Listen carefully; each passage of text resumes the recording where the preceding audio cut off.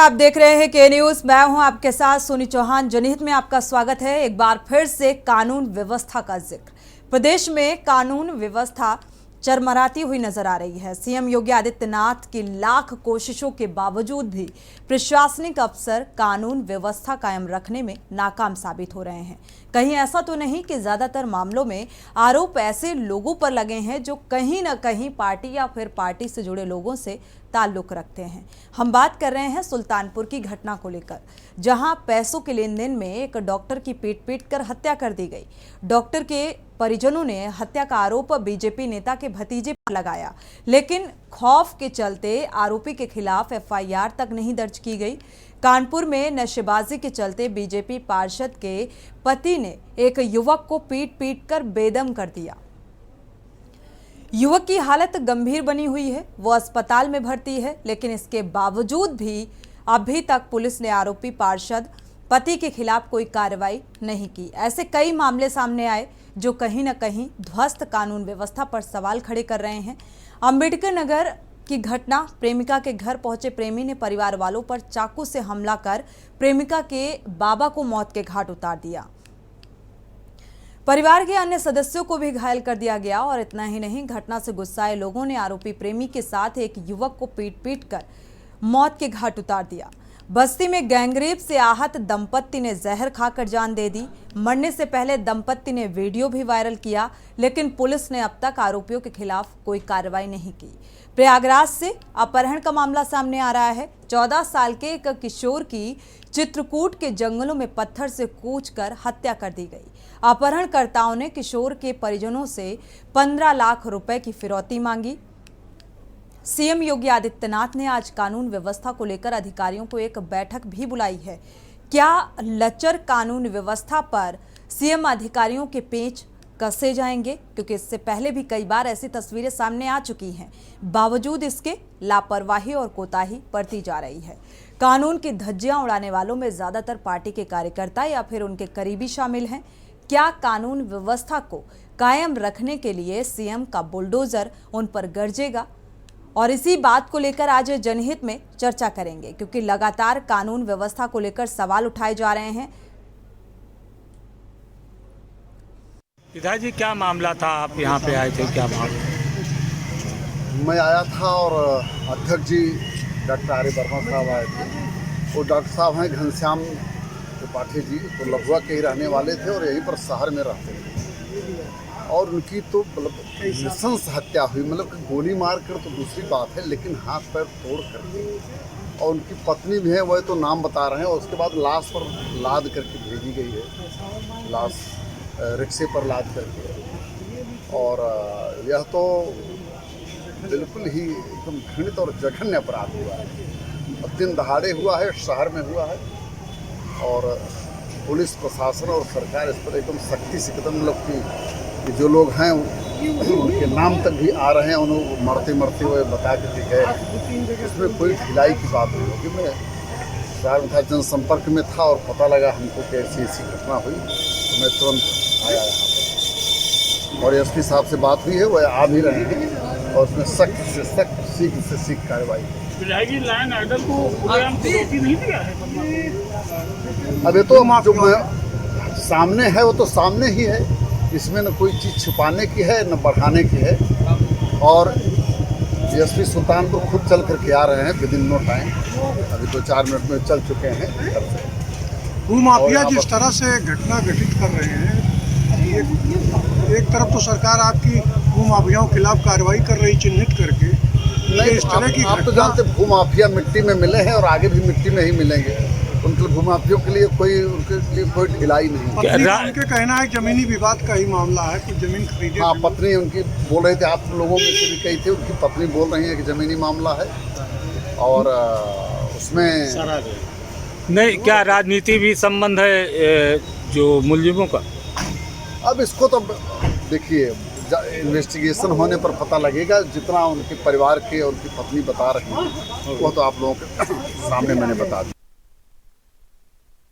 तो ये 4 जगहों की जो घटनाएं सामने आ रही हैं एग्जाम्पल के तौर पर काफ़ी हैं कि कानून व्यवस्था कितनी लचर हो चुकी है। लगातार कानून व्यवस्था को लेकर सवाल उठाए जा रहे हैं, प्रशासनिक कार्यप्रणाली को लेकर सवाल उठाए जा रहे हैं कि क्यों आखिर दबाव वश सही कार्रवाई नहीं की जाती है। कई बार ऐसे मामले सामने आते हैं कि किसी नेता के दबाव में कार्रवाई पर जो ढिलाई है वो बरती जाती है। कई बार कितनी भी बड़ी घटना सामने आ जाए लेकिन जो प्रशासनिक रवैया रहता है वो बेहद लापरवाही भरा नजर आता है और इसीलिए आज जनहित में यह मुद्दा उठाना पड़ा और इसको लेकर हमारे साथ खास मेहमानों का पैनल भी जुड़ा हुआ है। इसको लेकर हम चर्चा करेंगे। आपका परिचय करा देते हैं।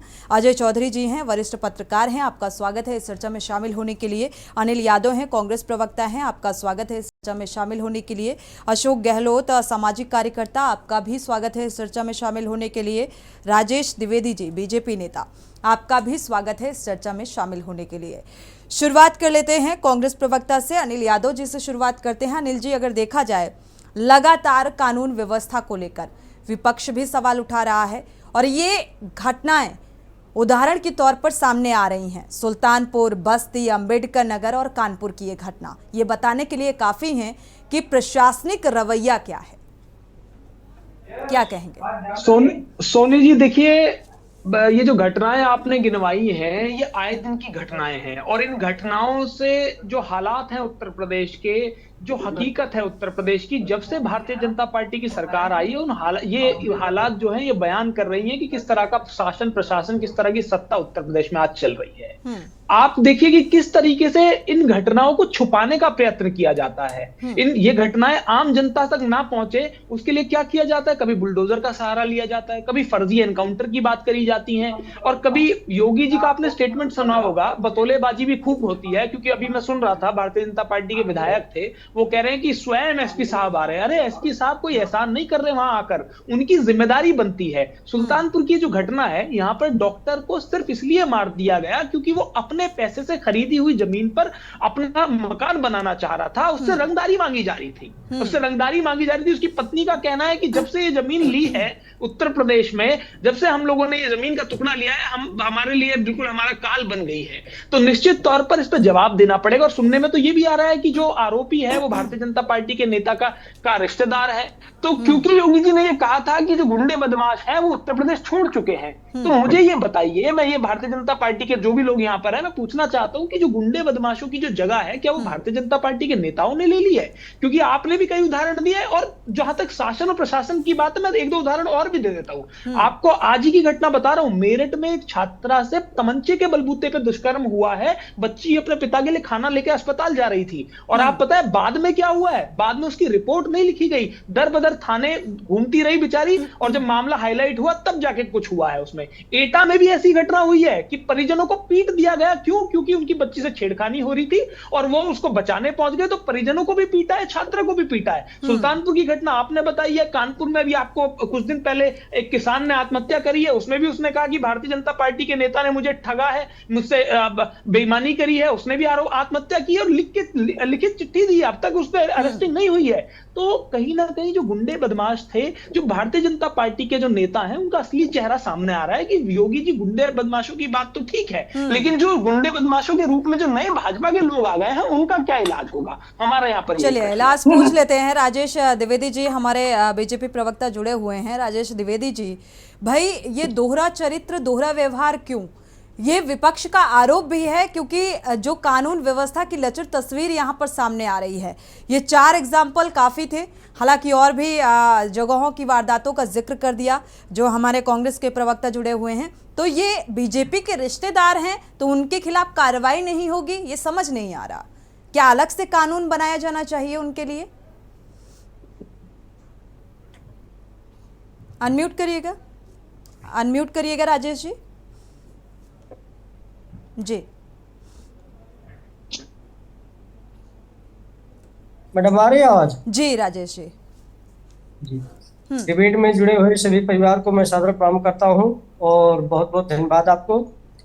मैं कहना चाहता हूं कि देखिए, उत्तर प्रदेश में यशस्वी मुख्यमंत्री पूज्य योगी आदित्यनाथ जी की सरकार बनने के पश्चात में कानून व्यवस्था का जितना सुधार हुआ है, पूर्ववर्ती सरकारों में जिस प्रकार से कानून व्यवस्था का ध्वस्तीकरण लोग कर चुके थे, यही समाजवादी पार्टी के कांग्रेस लोग मिल करके जब सरकार बनाने का काम करते थे और उनके शासनकाल में जो मंसूबा पाल कर बैठे हुए अपराधियों का जो मंसूबा था कि किसी के जमीनों पे कब्जा कर लेना, किसी की हत्या कर देना, किसी के साथ में बलात्कार कर देना, किसी जो है बहन बेटे को जो है उठा लेना, तो ये आम बात थी। लेकिन जब उत्तर प्रदेश में पूज्य योगी जी की सरकार बनती है और इस योगी जी की सरकार में बनने के पश्चात में जब अपराधियों पे शिकंजा कसा जाता है, तो यही समाजवादी पार्टी और कांग्रेस पार्टी के लोग जो है सदन में बैठ करके जो है अपराधियों के पक्ष में बोलने का काम करते हैं। अपराधी किसी भी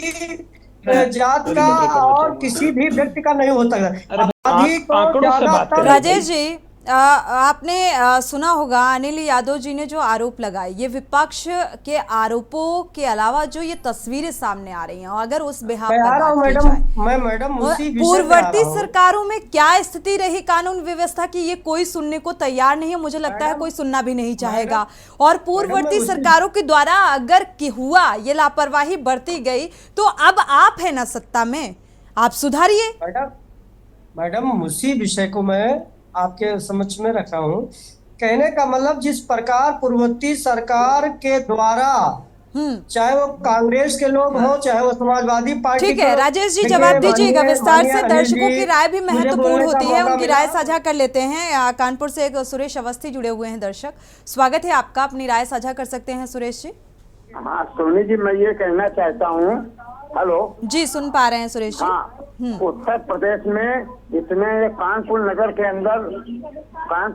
अंदर विधानसभा अध्यक्ष सतीश महाना जी रहते हैं और कानपुर के सांसद में सत्यदेव पचौरी रहते हैं, इतने विधायक रहते हैं और फिर भी अधिकारी अपनी मनमानी करते हैं। मुख्यमंत्री जी का कोई भी दबाव उनके ऊपर नहीं पड़ता है। ऐसे नेता लोग हैं तो किस लिए हैं?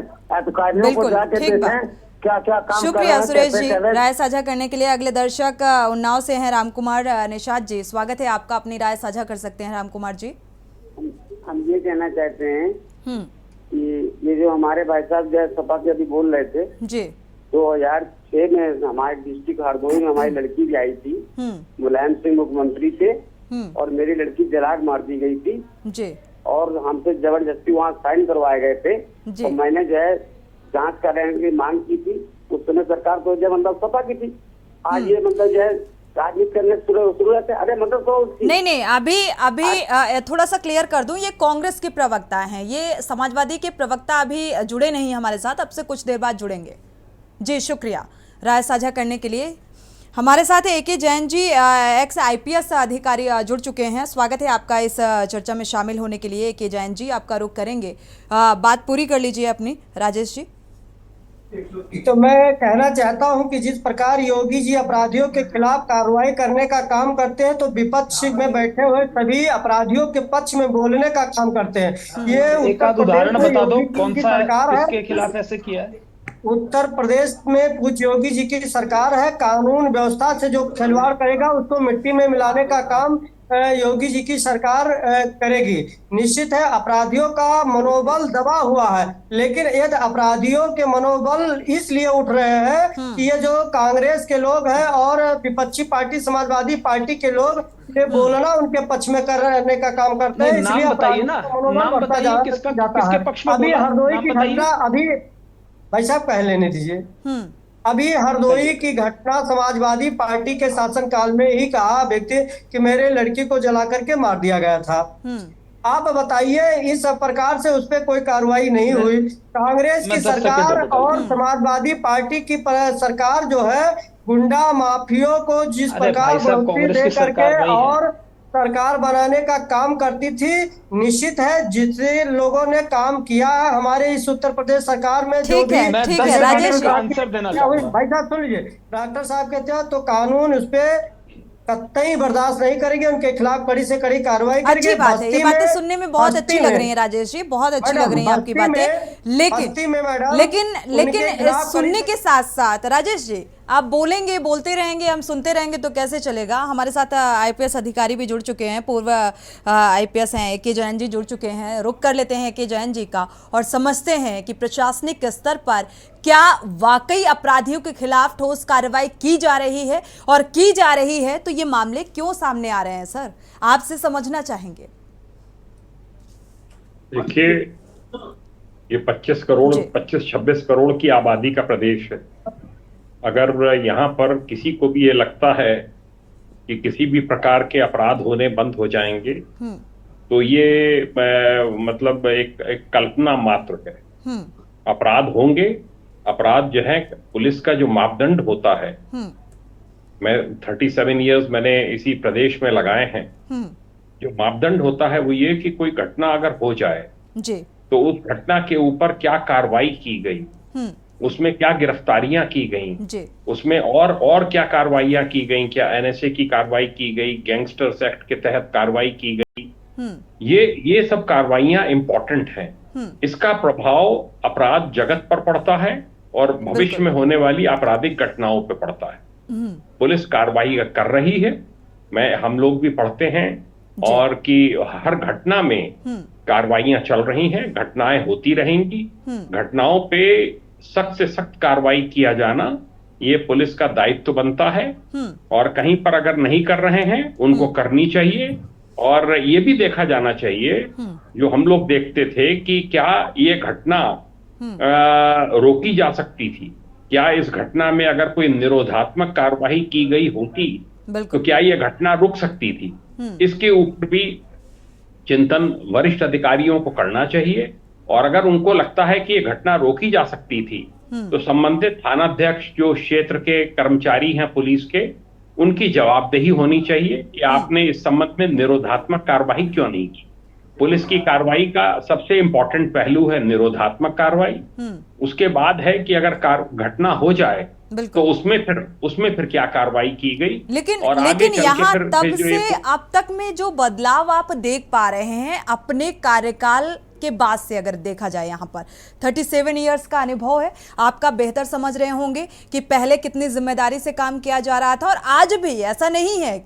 बहुत अधिकारी ऐसे हैं जो जिम्मेदारी से काम कर रहे हैं, लेकिन बावजूद इसके कई बार दबाववश, चाहे वो नेता का दबाव हो, किसी उच्चाधिकारी का दबाव हो, या कानून तो सभी के लिए बराबर होता है। अगर अपराधी है तो अपराधी को दंडित किया जाना चाहिए। ऐसी तस्वीरें क्यों सामने आती हैं जहां पर लापरवाही बढ़ती जा रही है, कार्रवाई नहीं होती, चक्कर पर चक्कर काटे जाते हैं थाने के, इसके बाद भी कार्रवाई नहीं होती। एक दर्शक है सर, उनकी राय साझा कर लेते हैं, इसके बाद आपकी प्रतिक्रिया लेते हैं सवाल को लेकर। गिरीश जी जुड़े हुए हैं, स्वागत है आपका गिरीश जी, अपनी राय साझा कर सकते हैं। मैं 50 वर्षों से देख रहा हूँ इस उत्तर प्रदेश में, मेरी उम्र यहीं बीती, यहीं मैं बड़ा हुआ, यहीं मैं रिटायर हो गया, बूढ़ा हो गया जी। उत्तर प्रदेश में जितने भी राजनीतिक सरकारें बनी, 20 साल उनकी रही, 20 साल उनकी रही, 6-7 साल से इनकी है, ये सब बदमाशों के सहयोग से ही बनी है, और बदमाशों को ठेका देकर ही वोट लिए गए हैं। बदमाशों से ही इनके नेताओं की आमदनी है। इनके नेता भी कत्ल आदि करवाने में सक्षम है, और पहले वाले ने तो बिल्कुल कत्ले और ये सब करवाए अपनी जिंदगी भर, और उन्हीं की कमाई खाई है, उन्हीं से दौलत के अपूत दौलत संपदा कमाई है। हमारी केंद्र की सरकार अगर ईमानदार है, प्रेसिडेंट ऑफ इंडिया ईमानदार है, और प्राइम मिनिस्टर ऑफ इंडिया ईमानदार है, तो मैं हाथ जोड़कर गुजारिश करता हूं कि उत्तर प्रदेश में राजनीतिक सरकारों को बर्खास्त करें, यहाँ पर राज्यपाल का शासन लगाएं, और राज्यपाल में किसी सेना के जनरल को यहाँ पर नियुक्त करें, और एक टीम बनाए आईपीएस आईएएस अधिकारियों की जो विशेषज्ञ हों। गिरीश जी, आपकी नाराजगी से इत्तेफाक रखते हैं, जिस तरीके की तस्वीरें सामने आती हैं तो इससे दर्शकों की नाराजगी भी निकलकर सामने आती है। शुक्रिया हमारे साथ जुड़ने के लिए और राय साझा करने के लिए। ए.के. जैन जी, आप अपनी बात को पूरा कर लें, फिर हम अगले मेहमान का रुख करेंगे, क्योंकि वाकई ये कैसी छवि राजनीति की जा रही है, अपराध से जुड़ती जा रही है, ये बड़ी बात है।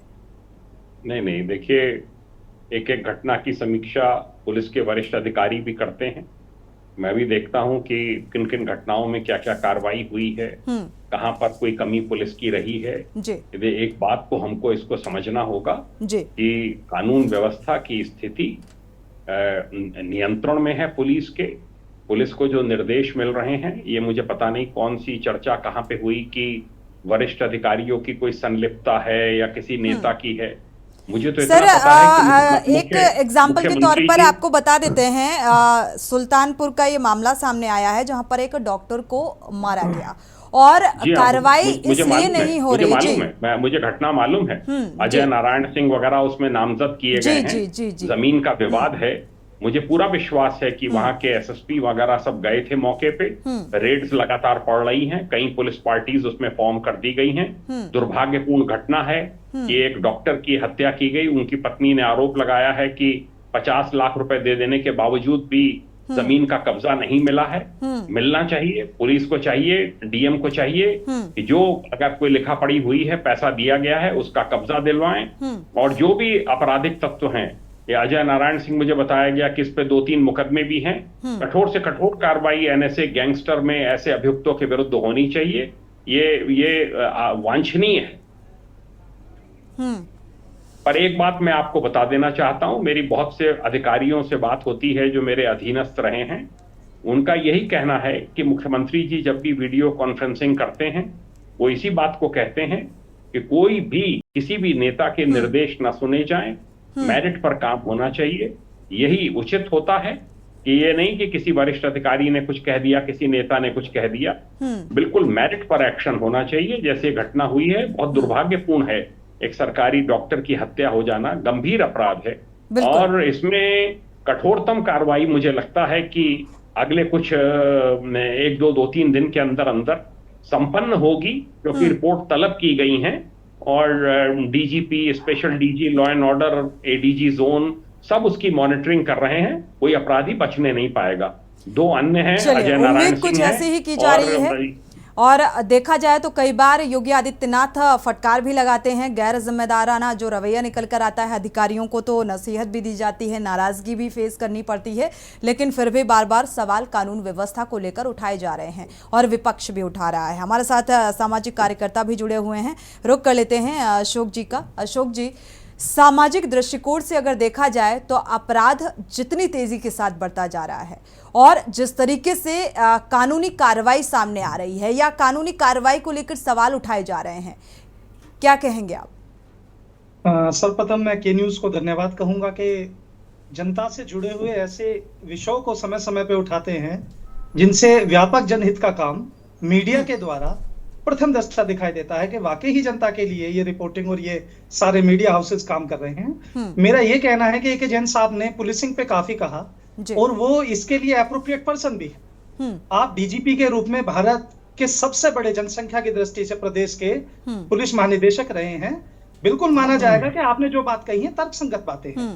मैं इसमें जैन साहब की बात में ये जोड़ना चाहूंगा कि कोई भी अपराध है, किसी व्यक्ति को जान से मारने की धमकी दी गई तो 506 की आईपीसी की धारा का जो मुकदमा है वो बेलेबल ऑफेंस है। पुलिस कहती है कि भाई आपको मारने की धमकी ही तो दी है, कोई गोली थोड़ी चलाई है आपके ऊपर, नहीं आपको मारने का कोई प्रयास किया है। तो अगर छोटी सी किसी व्यक्ति की समस्या को आप गंभीरता से लेते हुए उसके समाधान की तरफ, जो ए.के. जैन साहब ने कहा है कि कोई प्रिवेंटिव स्टेप अगर समय से ले लिया जाए, अभी जैन साहब की बातों में भी ये बात झलकी है और हमारे जो बीजेपी के प्रवक्ता हैं श्रीमान द्विवेदी जी, वो भी इस बात को कह रहे हैं कि भाई पुलिस को सख्त निर्देश दिए गए हैं। देखिए, पुलिस एक ऐसा महकमा है जो आज भी औपनिवेशिक काल की उसी मानसिकता के साथ में काम करते हैं। पुलिस रिफॉर्म्स की इतनी बड़ी जरूरत है कि उत्तर प्रदेश जैसे 25 करोड़ जनसंख्या वाले प्रदेश में प्रति लाख कितने पुलिस की उपलब्धता है?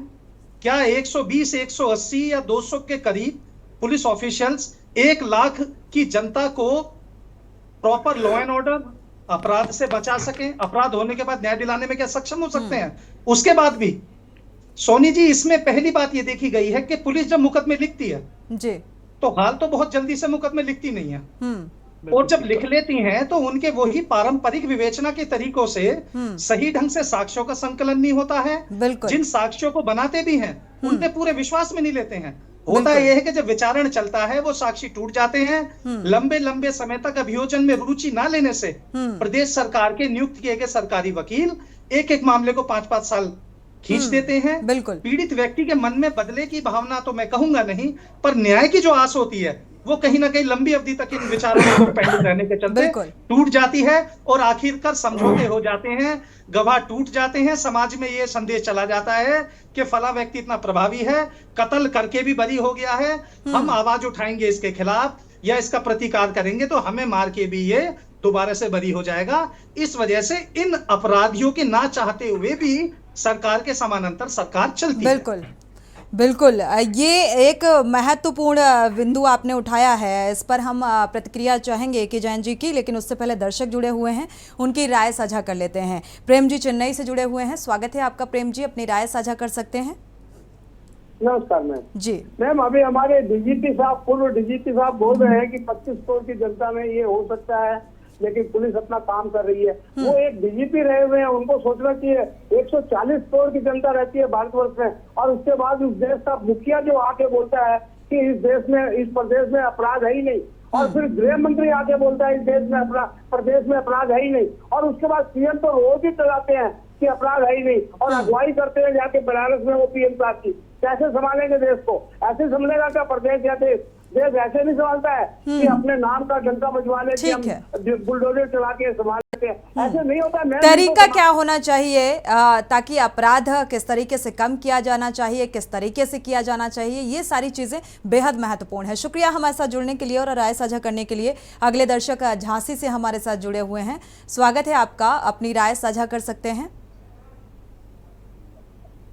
मैडम झांसी से मैं कैलाश यादव बोल रहे हैं। जी कैलाश जी। जी मैडम, हमारा ये कहने का मतलब है कि उत्तर प्रदेश में जो अपराध में कमी तो आई है मैडम, क्योंकि उत्तर प्रदेश में आदित्यनाथ योगी जी की सरकार है, बाबा जी की, और मेरा ऐसा मानना है कि अगर अपराधी अपराध करता है तो या तो वो जेल तो जाता ही है या फिर उसमें गोली पड़ती है, उस पर कार्रवाई तो होती है। पूर्व की सरकारों में तो मैडम ऐसा था कि FIR भी नहीं होती थी। आज की स्थिति जो पहले की स्थिति, वर्तमान की जो स्थिति है अपराध की, वह बहुत कमी आई है और बहुत अच्छी स्थिति है, क्योंकि उत्तर प्रदेश में आदित्यनाथ योगी जी की, महाराज जी की सरकार है। शुक्रिया हमारे साथ जुड़ने के लिए और ये राय साझा करने के लिए। लेकिन जिस तरीके से और जितनी तेजी के साथ अपराध बढ़ता जा रहा है, क्या है इस समस्या का हल और कैसे अपराध पर लगेगा अंकुश, इन तमाम बिंदुओं पर हमारी कानून व्यवस्था को लेकर लगातार सवाल उठ रहे हैं। और एक तरफ ये बात भी निकलकर सामने आ रही है कि अपराध में अंकुश लगा है, और लगा है तो जो मामले इस तरीके के सामने आ रहे हैं, इसमें कोई उचित कार्रवाई होती क्यों नजर नहीं आ रही। और सबसे अहम बात कि यहाँ पर त्वरित एक्शन जो होना चाहिए प्रशासनिक अमले का, वो नहीं होता, और इसीलिए छवि खराब होती नजर आती है। नसीहतों के बावजूद भी आखिर इन अधिकारियों को अपनी जिम्मेदारी क्यों समझ में नहीं आती। इसी बात को लेकर हम चर्चा कर रहे हैं। हमारे साथ खास मेहमान लगातार जुड़े हुए हैं। अजय चौधरी जी, वरिष्ठ पत्रकार भी जुड़े हुए हैं, रुख कर लेते हैं अजय जी का। अजय जी, आप क्या वजह देख पा रहे हैं जिस तरीके से, जितनी तेजी के साथ ये अपराध सामने आ रहे हैं, और अपराध में जो एक प्रशासनिक कार्यशैली है वो जिस तरीके से की जा रही है, और फिर भी सवाल। नमस्कार जी सोनी जी, आपका बहुत बहुत जो है धन्यवाद, और जनहित में जुड़े हुए सभी साथियों को मेरा नमस्कार। देखिए, मैं पश्चिमी उत्तर प्रदेश के मेरठ जिले से आता हूँ, और मैं आपको बताना चाहूँगा पश्चिमी उत्तर प्रदेश जरायम की जो है दुनिया में, और जिस तरह से जुर्म की जो है दुनिया में, मेरठ, मुजफ्फरनगर, बागपत, शामली, ये क्षेत्र जो है काफ़ी अधिक जिसमें जो है रहा करता था क्राइम। लेकिन अगर मैं बात करूं तो हार्ड कोर क्राइम कम हुए हैं। अभी रोड होल्डअप जैसी जो घटनाएं, रोड होल्डअप करके पूरी जो है बसें जो है यहाँ पर लूट ली जाती थी, वे वाले जो है यहाँ पर इस तरह की आपराधिक जो घटनाएं वो कम हुई हैं। चेन स्नैचिंग, लूटपाट, सबसे बड़ी बात है कि नए जो है बदमाश यहाँ पर जो है पन्ने बंद हो गए हैं। मेरठ, मुजफ्फरनगर और शामली जैसे क्षेत्रों में से नए बदमाश हर 6 महीने में कोई जो है नया बदमाश, कोई युवा जो है जरायम की दुनिया में जाने के लिए जो है तैयार रहता था। लेकिन जब से 2017 से गवर्नमेंट जो है समाजवादी से भाजपा की आई है, तो कानून जो है व्यवस्था में काफ़ी अच्छे जो है चीज़ें निकल के आई हैं। कानून काफ़ी अच्छा और जो है मजबूत हुआ है। देखिए, लचीलापन कानून में जो है लचीलापन होने की वजह से बहुत सी जो है घटनाएं ऐसी हो रही हैं जिसका लोग फायदा उठा रहे हैं। लेकिन अगर पश्चिमी उत्तर प्रदेश में मैं जो है बात करूं तो बिल्कुल भी जो है इस तरह की घटनाएं बहुत चलिए, कम हो रही हैं। आपका अगर कहना आप- है अजय जी कि पश्चिमी यूपी में जो क्राइम ग्राफ है वो कम हुआ है जब से सत्ता परिवर्तन हुआ, लेकिन अभी भी जो मामले सुल्तानपुर, बस्ती, अंबेडकर नगर, कानपुर से सामने आ रहे हैं और यहाँ पर सवाल है कानून व्यवस्था पर इसलिए उठाए जा रहे हैं क्योंकि त्वरित कार्रवाई नहीं की जा रही है। कई बार एक रिलेशन राजनीति से जुड़ जाता है तो इस दबाववश कार्रवाई नहीं होती। तो इसको लेकर आप क्या कहेंगे? दर्शक हैं, उनकी राय पहले साझा कर लेते हैं। मेरठ से ही जुड़े हुए हैं उमेश जैन जी, स्वागत है आपका, अपनी राय साझा कर सकते हैं। नमस्ते मैडम जी नमस्कार। हाँ, मैं ये कहना चाह रहा था कि हमारे उत्तर प्रदेश में लॉ एंड ऑर्डर की व्यवस्था बहुत खराब है। यहाँ पर कोई भी अधिकारी ईमानदारी से काम नहीं कर रहा है और यहाँ पर पैसे का बोलबाला है। पैसे के दम पर सब काम हो रहे हैं और कोई सुनने वाला नहीं है। सरकार कोई मॉनिटरिंग नहीं करती है, मॉनिटरिंग ठीक से नहीं होती और गैर जिम्मेदाराना रवैया सामने आता है प्रशासनिक आला अधिकारियों का और इसीलिए क्राइम रेट जो है वो बढ़ता जा रहा है। ऐसी भी प्रतिक्रियाएं दर्शकों की सामने आ रही हैं। शुक्रिया हमारे साथ जुड़ने के लिए और राय साझा करने के लिए, क्योंकि दर्शकों की राय बेहद महत्वपूर्ण होती है क्योंकि वो ना किसी राजनीतिक दल से होते हैं, ना पक्ष से होते हैं, ना विपक्ष से होते हैं, निष्पक्ष होकर अपनी बात को यहाँ पर इस मंच पर साझा करते हैं। आपका रुख करेंगे अजय चौधरी जी, अपनी बात को पूरा कर लीजिए। जिस तरीके से आपने कहा कि जब से सत्ता परिवर्तित हुई तो क्राइम रेट में कमी आई है, लेकिन इसके बाद भी कानून व्यवस्था पर सवाल उठाए जा रहे हैं विपक्ष की तरफ से भी और कई ऐसी प्रतिक्रियाएं भी सामने आ रही हैं।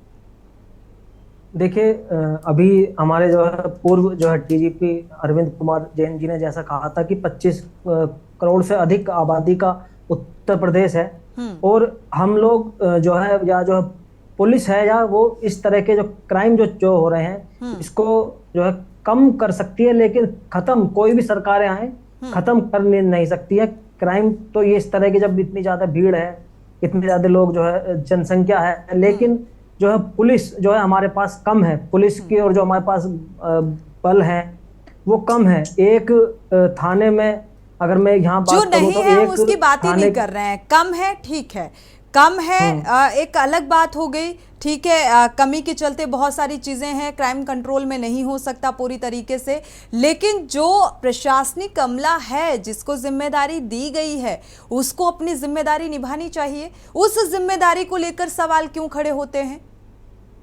देखिए, प्रशासनिक अधिकारी जो है हर हफ्ते हर सप्ताह में जो है बैठकें करते हैं। मैं खुद जाता हूं, जब मैं गांव में जाता हूं या किसी में जो है देहात क्षेत्र में जाता हूं तो जो है पुलिस वहां पर जो है बैठकों का दौर शुरू हो गया है।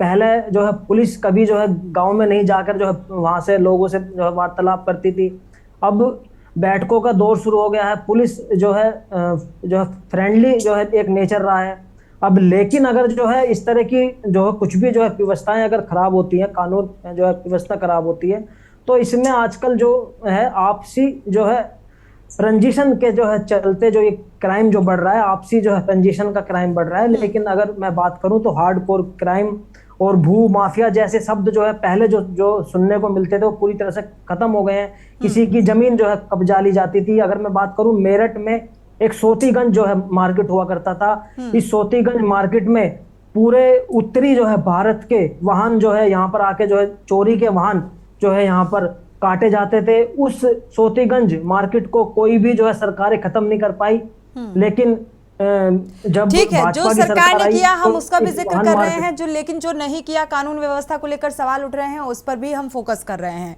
आपका रुख करते हैं, कांग्रेस प्रवक्ता हमारे साथ जुड़े हुए हैं अनिल यादव जी। जिस तरीके से राजेश जी कह रहे थे कि ये विपक्ष काम करता है अपराधियों को बढ़ावा देने का, तो आप लोग क्यों करते हैं भाई ऐसा?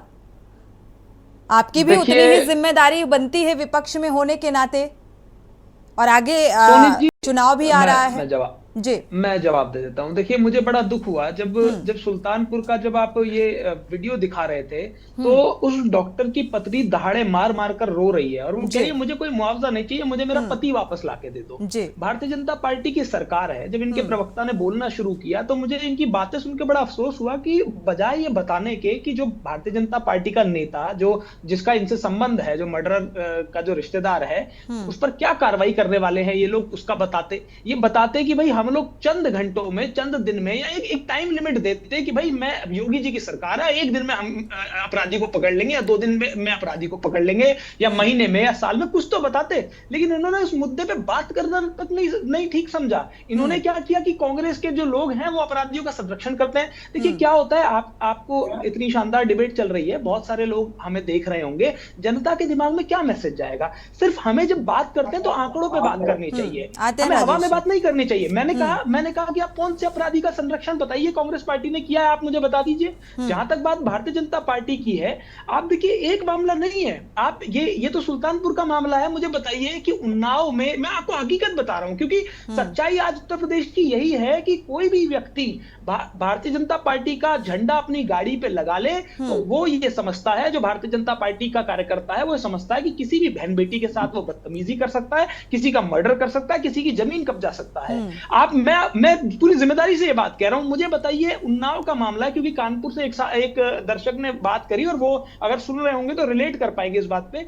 उन्नाव की एक बेटी को एफआईआर दर्ज कराने के लिए मुख्यमंत्री आवास पर आत्मदाह करना पड़ा। आत्मदाह सिर्फ इसलिए कि उसकी बात सुनी जाए कि उसके साथ दुष्कर्म हुआ है और पुलिस एफआईआर नहीं लिख रही है। कारण क्या था कि जो अपराधी था, जो आरोपी था, वो भारतीय जनता पार्टी का विधायक था। कुलदीप सेंगर की बात कर रहा हूं मैं। देश के लिए मेडल लाने वाली बेटियां जो हैं दिल्ली में सड़कों पर बैठी कि भाई हमें ब्रजभूषण सिंह ने हमारे साथ उत्पीड़न किया है, उसके खिलाफ मुकदमा लिखवाने के लिए उन्हें सड़कों पर बैठना पड़ा। ये इनका चाल चरित्र चेहरा। चिन्मय आनंद का मामला किसी से छुपा हुआ नहीं है। देखिए मैं बना के बात नहीं कर रहा हूं, मैं हवा में नहीं कह रहा कि सारे भारतीय जनता पार्टी के ऐसे हैं जैसे कि ये हम लोगों पे आरोप लगा रहे थे। मैं कह रहा हूं आरोप लगाइए तो कम से कम तथ्यों से लगाइए, जिससे कि जनता आपको माने कि ये सच कह रहे हैं। अब जितनी जनता मेरी बात सुन रही होगी वो रिलेट कर पा रही होगी कि भारतीय जनता पार्टी का असली चेहरा क्या है। अब भाई साहब, मैं अजय चौधरी जी को सुन रहा था, देखिए इन्होंने कहा कि हार्डकोर क्राइम, भू माफिया जैसे शब्द अब नहीं सुनने को मिलते हैं। ये जो सुल्तानपुर की, मैं बहुत लंबी चौड़ी बातों में नहीं जा रहा हूं, सुल्तानपुर की घटना की ही बात कर लें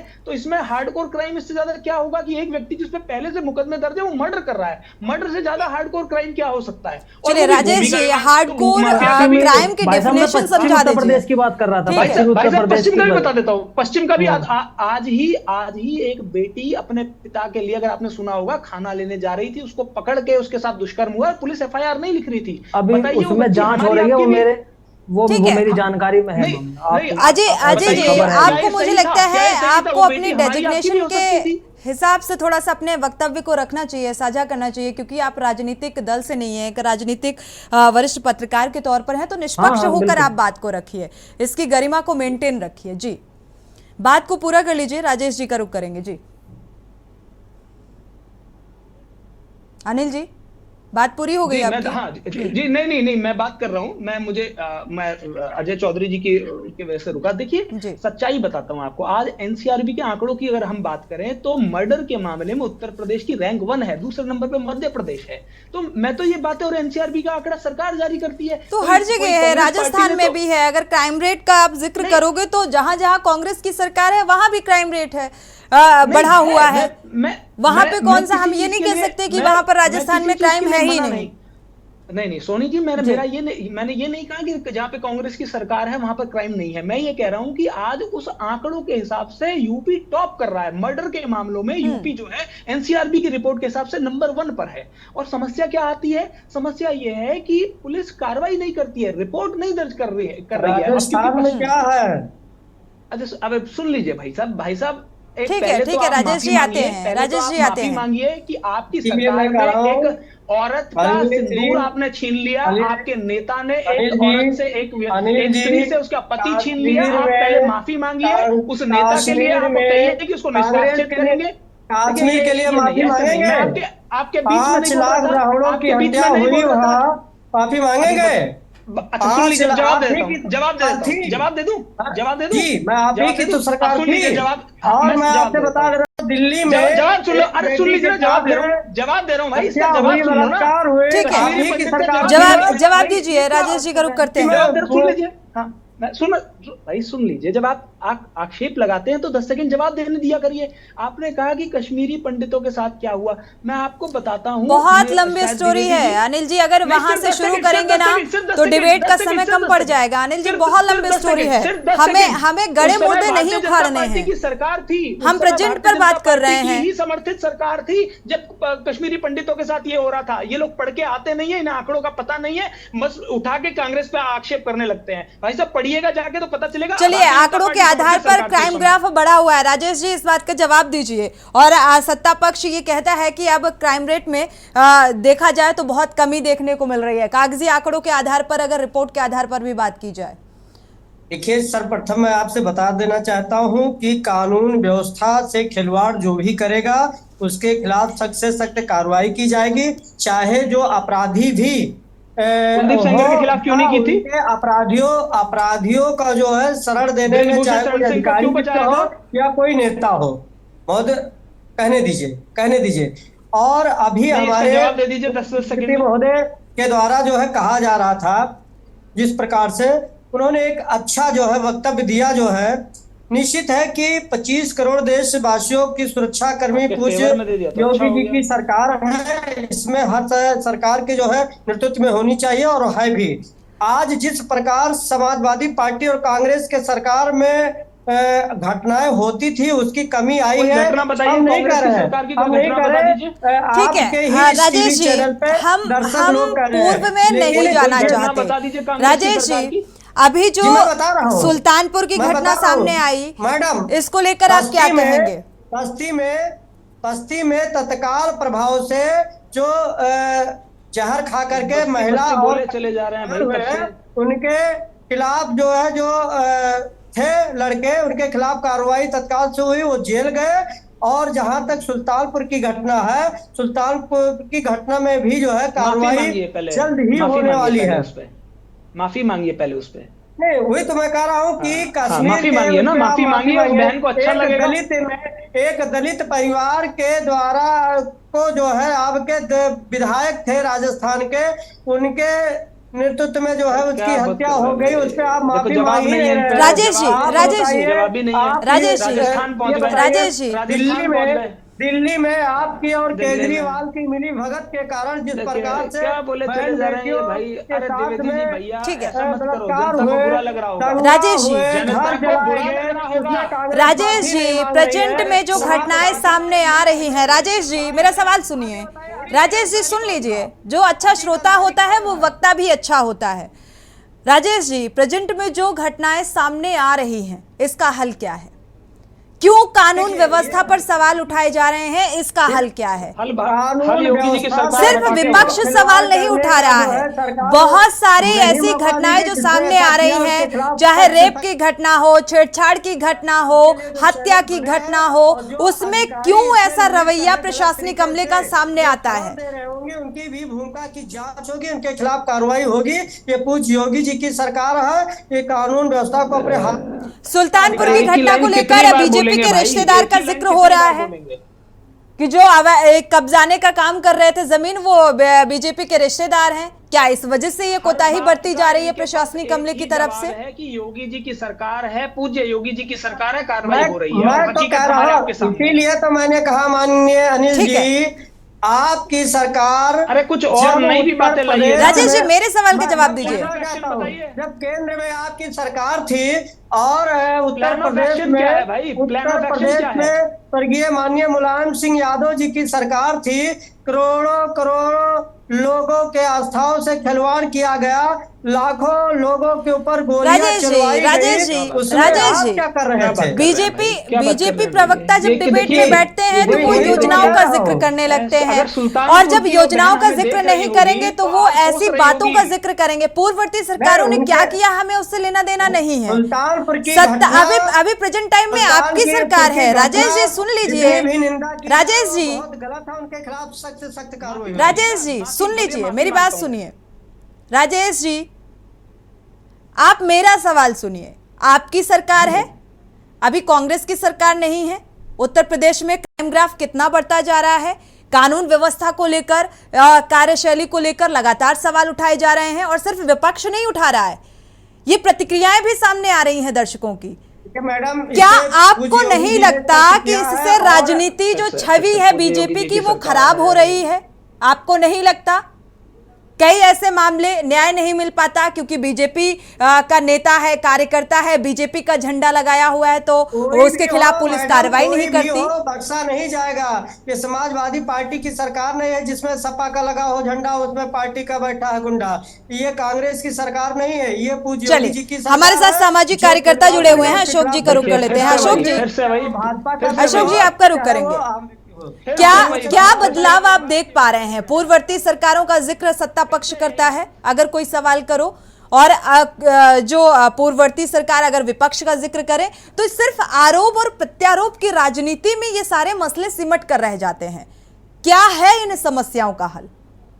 देखिए, इन समस्याओं का हल है जिसने अपराध किया। राजेश जी, आपसे मेरा सवाल नहीं है। कार्रवाई होगी। राजेश जी, आपसे मेरा सवाल है, सामाजिक कार्यकर्ता है। अशोक जी से मेरा सवाल है। जी, मेरा ये कहना है कि मेरे बीजेपी के मित्र श्रीमान राजेश जी और कांग्रेस के मित्र श्रीमान अनिल जी बड़ी लंबी चौड़ी अभी इन्होंने आपस में बहसबाजी की अपना, पर इस निरर्थक बहस का कोई फायदा नहीं है अपना। कोई सॉल्यूशन नहीं है, कोई हल नहीं है। ये जो राष्ट्रीय औसत है प्रति लाख पुलिस का, ये एनसीआरबी के डाटे को कोट कर रहे थे श्रीमान अनिल जी, 152 व्यक्ति प्रति लाख, 152 व्यक्ति प्रति लाख संपूर्ण भारतवर्ष का औसत है। उत्तर प्रदेश का औसत है 133.86 पुलिसकर्मी प्रति लाख, राजस्थान का 120.39 पुलिसकर्मी प्रति लाख। क्या यह संभव है कि 150 व्यक्ति 1 लाख व्यक्तियों को लॉ अबाइडेड सिटीजन के तौर पर काम करा सकते हैं? क्या कानून और व्यवस्था को मेंटेन कर सकते हैं? एक थाने में अमूमन मैक्सिमम 100 का जो आपका स्टाफ रहता है, वही दरोगा लॉ एंड ऑर्डर को भी कीप कर रहे हैं, वही दरोगा पुलिस इन्वेस्टिगेशन भी कर रहे हैं, वही दरोगा वीआईपी ड्यूटी भी कर रहे हैं। The classification of staff police में है ही नहीं। क्या अपराध रोकने के लिए कटिबद्ध कोई विशेष दस्ते गठित किए गए हैं प्रत्येक थाने में? क्या कोई विशेष दस्ते इस बात के लिए कटिबद्ध किए गए हैं, बनाए गए हैं कि ये सिर्फ अपराधों के अन्वेषण ही करेंगे? अब मैं इससे आगे की बात आता हूं। उत्तर प्रदेश में मौजूदा व्यवस्था ये है सोनी जी, किसी व्यक्ति को शिकायत देनी है तो उसके पास में 2 तरीके हैं। या तो संबंधित अधिकारी को, संबंधित पुलिस के जो ऑफिशियल्स हैं उन्हें आप दे सकते हैं। अगर वहां भी सुनवाई नहीं हो रही है तो जन सुनवाई ऐप है, integrated grievance redressal system IGRS है। आप अधिकांश IGRS की शिकायतों की स्थिति ये देखेंगे कि आपसी रंजिश है, पुरानी इनकी एक दूसरे की रंजिश है, इस रिपोर्ट को लगाकर उस शिकायत का निस्तारण कर देते हैं। उससे भी आगे की बात, अगर किसी व्यक्ति की हत्या हो रही है, किसी व्यक्ति पर जानलेवा हमला हो रहा है, किसी युवती के किसी महिला के साथ में बलात्कार हो रहा है, ऐसी बात नहीं है कि मौजूदा दंड प्रक्रिया संहिता के अंदर कोई व्यवस्था नहीं है। दंड प्रक्रिया संहिता की 173A की धारा यह कहती है कि किसी भी पीड़िता के साथ में यदि बलात्कार होता है तो 60 दिन के भीतर उसकी विवेचना पूर्ण होनी चाहिए। मैं पूछता हूं अनिल यादव जी से, मैं पूछता हूं राजेश जी से, अधिकांश राज्यों में आप दोनों की सरकार है, क्या इन 173(1)A की कंप्लायंस कितनी होती है? अभी राजस्थान में ये स्थिति आई कि माननीय मुख्यमंत्री जी, जो मेरे ही नाम राशि हैं, उन्होंने कहा कि बलात्कार के अधिकांश मुकदमे झूठे होते हैं। अरे एक बलात्कार पीड़िता जब मुकदमा लिखवा के 10 साल तक अदालत की चौखटों पर ही अपना सर रगड़ते रहेगी तो आने वाले दिन या आखिरी दिन में वो समझौता कर ही लेती है उन अपराधियों से। अपने घर वालों की जान बचाने के लिए, अपने घर वालों की सुरक्षा की दृष्टि से लिए निराशा में, दबाव में, किसी इंड्यूसमेंट में वो फैसला कर ही लेती है। अब आ जाते हैं राजेश जी की बात कर लेते हैं। राजेश जी ने भी ये बात बहुत बड़े स्तर पर उठाई है। क्या 133.86 लाख व्यक्ति या पुलिसकर्मी पर्याप्त हैं 1 लाख पर?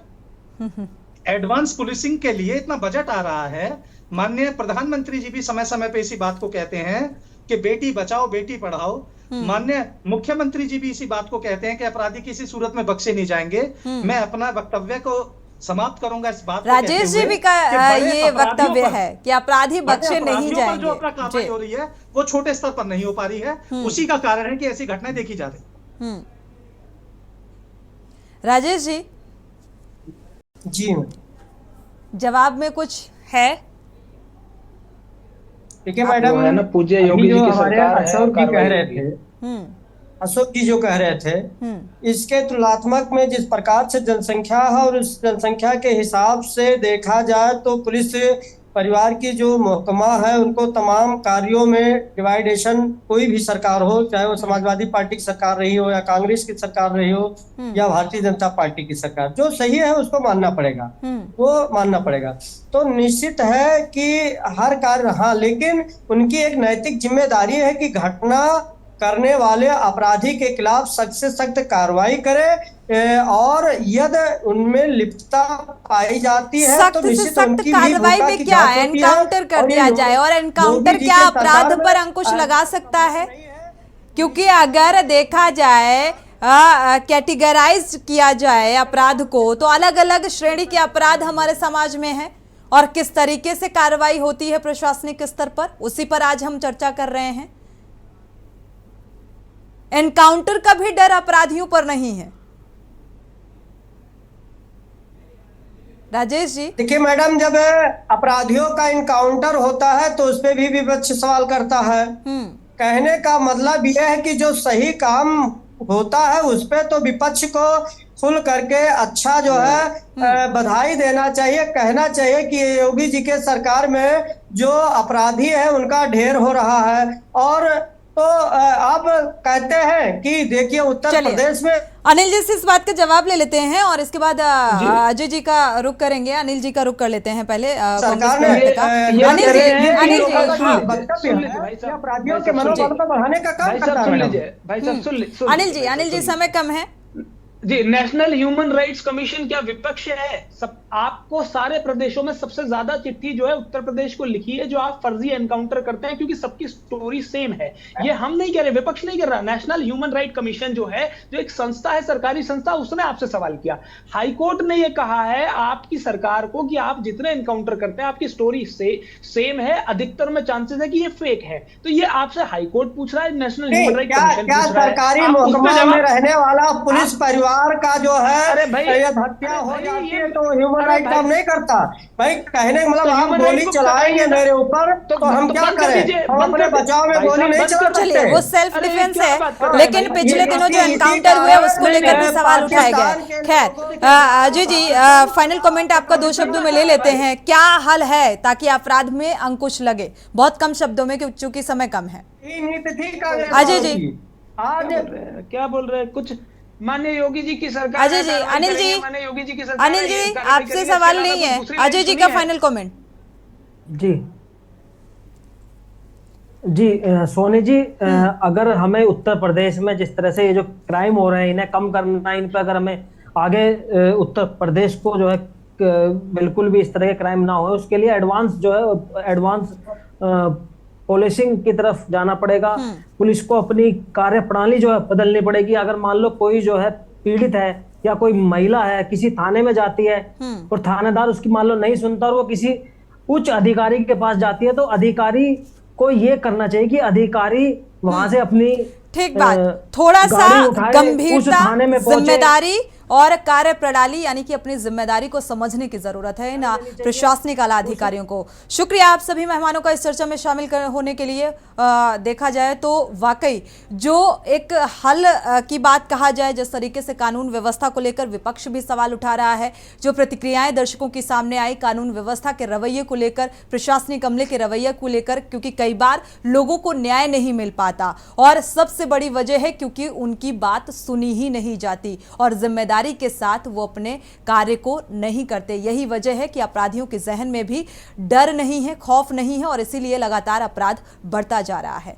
इसी के साथ जनहित में फिलहाल बस इतना ही। आगे खबरों के लिए आप देखते रहिए के न्यूज़ इंडिया।